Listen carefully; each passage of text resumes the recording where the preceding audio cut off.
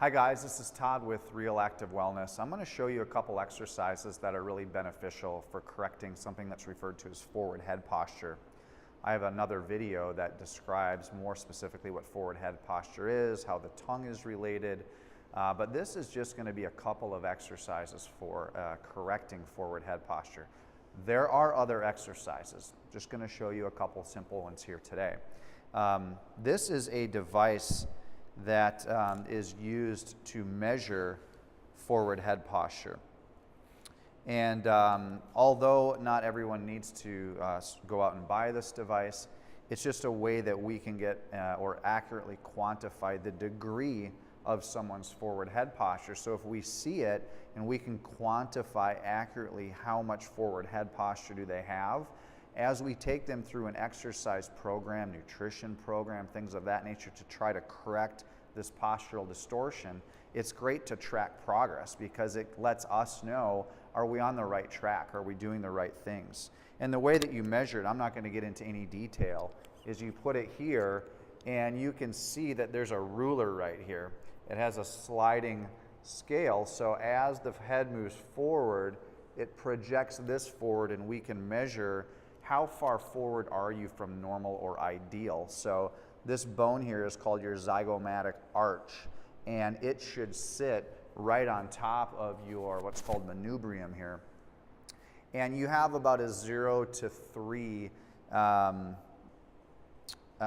centimeter forgiveness, but after you get past 3 centimeters in front of your manubrium, we start to see symptomatic problems for people.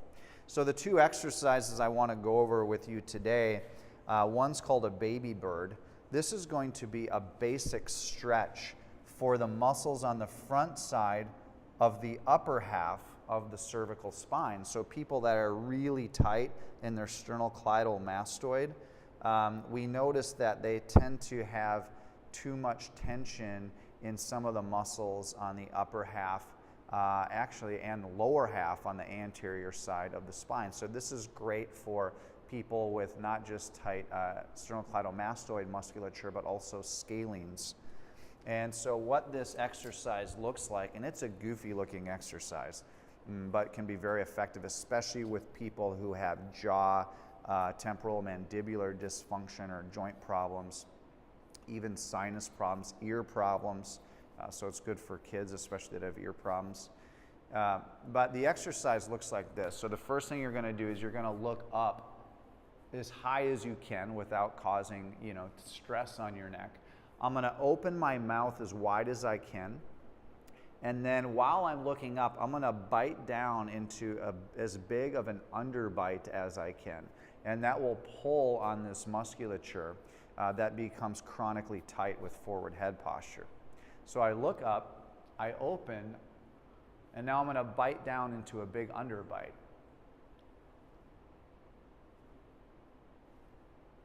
And then you repeat that for 10, 15, 20 reps, something along those lines. You'll see that as I do it, you'll see the muscles here stretching significantly. Now, most of us are not symmetrical in our neck or anywhere else for that matter. So if you have one area that has more tonicity or is shorter, like one side than the other, you can focus and do this exercise unilaterally, one side at a time. So let's say your head, if you were to stand in front of a plumb line, your head sits like this. The muscles on this side are generally going to be shorter and have more tonicity. So if I want to focus on just this side, if I look up and to one direction or the other, it changes which side I'm working on. So if I want to stretch and calm more the right side of my neck, I'm going to look up and to the left, and you will see the tension and pull on this side of my neck, and you won't see it on this side nearly as much. So you can shift it and make it unilateral, but to start learning the exercise, it's a good idea. Just stay symmetrical, look up, open as wide as you can, bite all the way down into as big of an underbite as you can, and just repeat, nice and simple. So that's the baby bird. Very simple, but a very effective exercise. The next exercise is referred to as a backward wall lean. This is a unique exercise. It feels like you're not doing anything until you're done with it. It also takes about 3 to 5 minutes to do the exercise. We have different types of muscles in our body, and some muscles require a relatively low level of stress over a relatively long period of time in order for them to really recruit. And these are most of our postural muscles. So when we do the backward walling, you need a wall. What you're going to do in the backward walling is start with your feet about 6 to 9 inches away from the wall, depending on how tall you are. The taller you are, the farther away from the wall you'll need to be. I'm going to lean up against the wall. I'm going to put my head on the wall. And then what I want to do is I want to get rid of this curve behind my neck for the sake of the exercise. Mouth will be closed, tongue on the roof of the mouth just to help stabilize the neck. And then what I'm going to do is I'm going to rotate my head forward, keeping the back of my head on the wall as though I'm running the back of my head up the wall. Once I do that, I'm going to project everything off of the wall except for my head. And there's going to be a low level of stress going down the entire back side of the body, because forward head posture doesn't just affect the neck. It affects the entire core and spine, from the top of my head to the tip of my tailbone. So I'm going to get all of it active so that all those muscles begin to orchestrate and work well together. So again, mouth closed, tongue on the roof of the mouth. I'm going to do an anterior rotation of my head, and then I'm going to come off the wall so that my body is perfectly straight. It's not vertical, it's leaning back, but it's perfectly straight.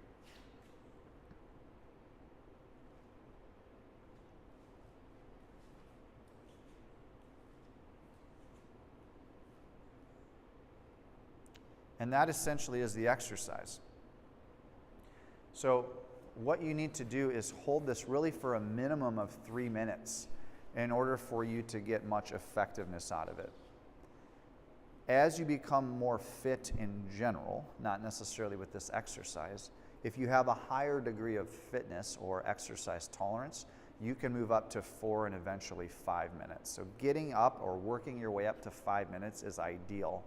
And if you do it for 20 seconds, you're not going to feel a difference. But if you do it for 3, 4, or 5 minutes, when you're done with the exercise and you come out of it, you're going to feel different. You're going to feel like you're taller. You're going to feel like you're standing more erect.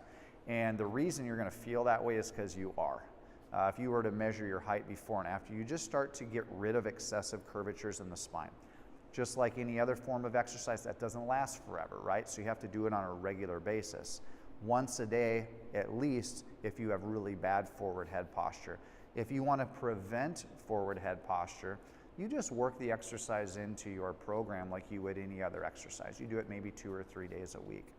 One thing I want to point out though, when you're doing the exercise, when you come out of it, so say your time is up, 3, 4, 5 minutes, something like that, rather than pulling your head forward, which kind of negates to some degree what you were just doing, what I want you to do from this position is keep your head where it is and walk your feet back. Now you're vertical, and then you can move away from the wall. Otherwise, if you're here and you lunge forward, you just reactivate all these muscles that we're trying to calm down. And it's probably not all for nothing, but we want to get as much out of it as we can. So bring your feet back to the wall, stand vertical, and then your whole body can move off of the wall as one unit. So that's the backward wall lean. Very effective, not very sexy. You're probably not going to get published on a magazine or put it on your Snapchat. But again, if you have forward head posture, that's a really effective exercise for correcting a multitude of distortions throughout the spine. My name is Todd, and thank you for joining me today. If you have any questions or comments, you can log into Real Active Wellness on Facebook or certainly on Instagram. And don't be afraid to comment right here on this YouTube channel as well. Thanks again for watching. Have a great day.